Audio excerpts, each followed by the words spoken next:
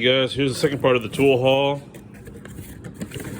So here's the 1/4 inch set, and I'll get all these opened up once I show these. There's the part number right there, 803140, 47 piece shallow and deep set. Alright. Now, I was watching another channel, I think it's called CB. I'll post a link below. But he had these stubbies in chrome. Now, I've always seen the stubbies in the impacts, but never in the chrome. So this is the 1/4 inch set, 81394 gear wrench, obviously. And these are in the metrics. I only bought metrics. I don't need the SAEs for now. And this is the 3/8 set, part number 81396, 14 piece. This one was a 12 piece. So there's the sizes it comes with. Same on that one, 4 to 15. The other one was 6 to 19. No skips on both. So that'll be in addition to these. So as you can see, and this will go in my other box for the chrome set. So that is the tool haul. Let me get these opened up so that way we can take a peek up close. All right, so there we have it. Now this set here, the standard and shallow, standard and deep set, comes in this tray. It comes with this cover and they're all screwed on. You can see the holes. It's kind of funny, I guess. So that's to prevent theft in the stores. Can you imagine opening the box up, thinking that you're gonna steal this, and all of a sudden you want to steal that 10mm right there, but then all this crap is screwed on. So then you got to go find a blister pack of screwdrivers, steal that just to open this. That's a lot of work.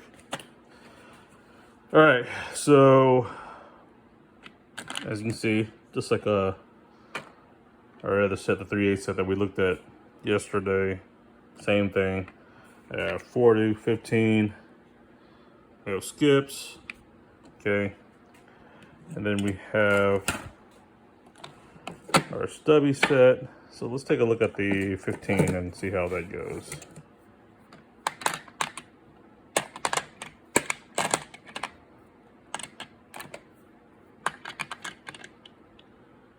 So it's ever so lightly shorter.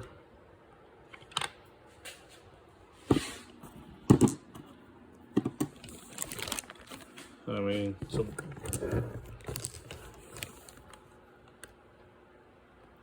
what is that, about 1/8 of an inch maybe? Let's go get a caliper and get that measured. All right, our trusty dandy caliper, we got it zeroed out.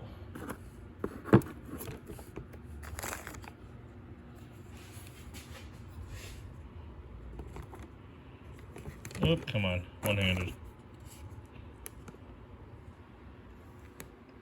So 7/8. No. 61/64. Anyone want to do some math for me? Let's go to, come on.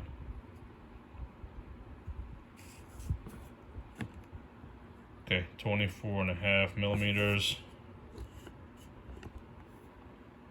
and 21.98mm. I mean, you're in terms of millimeters, you're gaining it. You're about 3 off. So every bit counts, I guess. I mean, width-wise, you can obviously see that. So they just compressed it down so that way you don't lose that integrity, I guess, structurally. But I wish it would have been width-wise. I'm totally off. I'm looking at 3/8 stuff, guys. Come on now. There you go. That's a big difference right there. Excuse my blender this morning. Alright. So diameter 20.75. Let's get the fat side up here. 20.95. Let's measure the length. Like we said, 24.5. I'm on.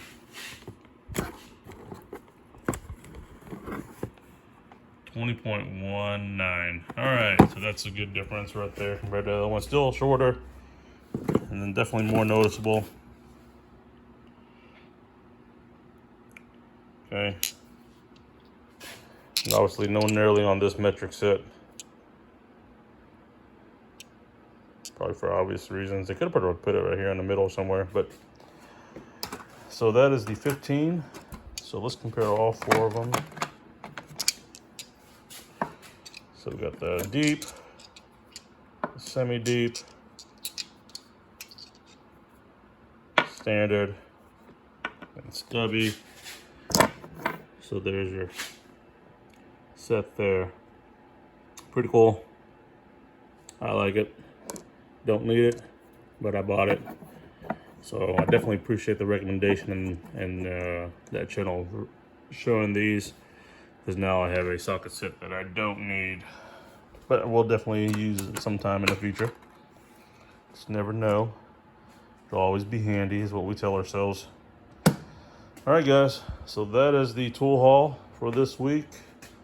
Going to set up the tool grid on this utility cart, roll cart, and we'll get that going.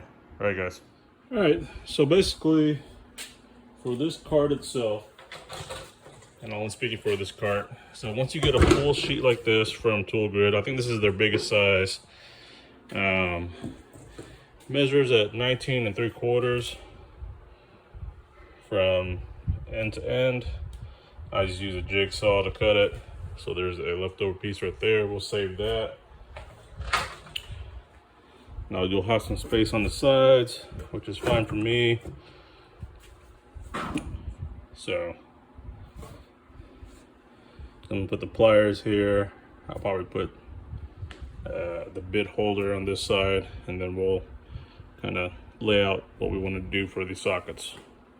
So now obviously you can probably cut a small piece and stick it in here, but that'll be up to you. I'm not gonna mess with that because I won't utilize that space anyway, so I'd rather save the leftover pieces I have for something else. All right, guys, so that's how I kind of have it laid out right there. So I just still got the plier rack over here. That is the Ernst plier rack. Now obviously it doesn't fit everything. Got my adjustable wrenches, pliers, wrench, and stuff over here. Pliers. Got my box cutter, tape measure, marker, brushes, picks, or pocket pry bars, I'm sorry. Got my bit holder back here, my Harbor Freight Pittsburgh 10mm, set right there. Got some Phillips long, some hex extensions, quarter extensions. I'll figure out what I want to do with that. Now I do plan on getting the ratchet holders probably, so that way I can put them in there. But for now they'll lay right here.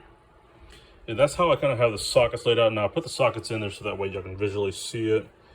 So the front side here is mainly for adapters. That's what I got them there for. So it's kind of a mix of 3/8 to quarter to 1/2 inch. I may mess around and see how I want to do that. And then I have my 1/4 inch line up right here. And then my 3/8 obviously right there. And then other than that, there should be plenty of room for 1/2 inch sockets back here.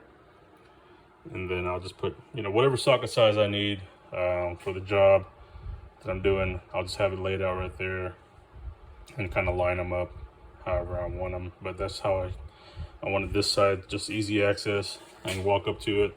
And that's one thing I love about these Milwaukee sets. I mean, you can see the sizing clear as day on there. Where as opposed to something like this, you kind of got to spin them around, and then you'd have to look here. But whatever.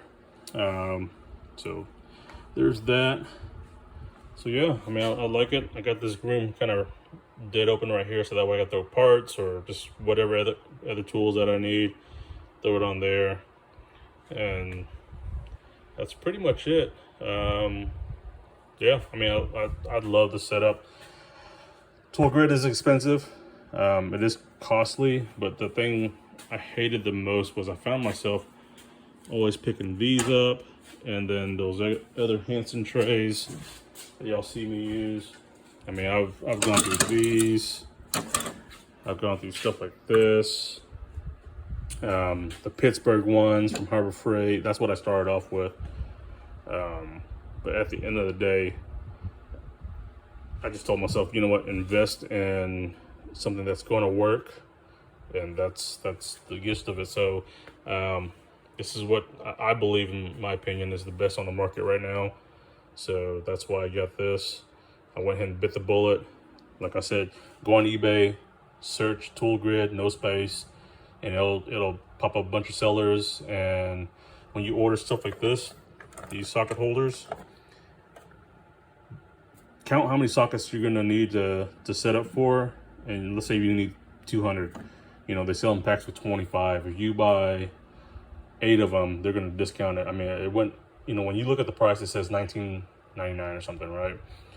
If you buy 8 of them, they end up marking it down to like $8 a set. So you know, that's how you get your discounts up front for the whole deal. Now, if you only buy one, then you're gonna obviously pay more. If you buy more, then you'll pay a lot less. I mean, over half. Okay, all right, guys. Well, that's the roll cart setup. I like it a lot. It's gonna be a lot more efficient. That's the whole thing. I didn't like the other setup where, you know, you can't put as many sockets on there, and then I end up throwing sockets on here, or I'll keep it in my case, my Husky case. Now I have plenty of room to expand in terms of if I'm working on something, and then I'll leave it there. So, all right, guys, y'all take care.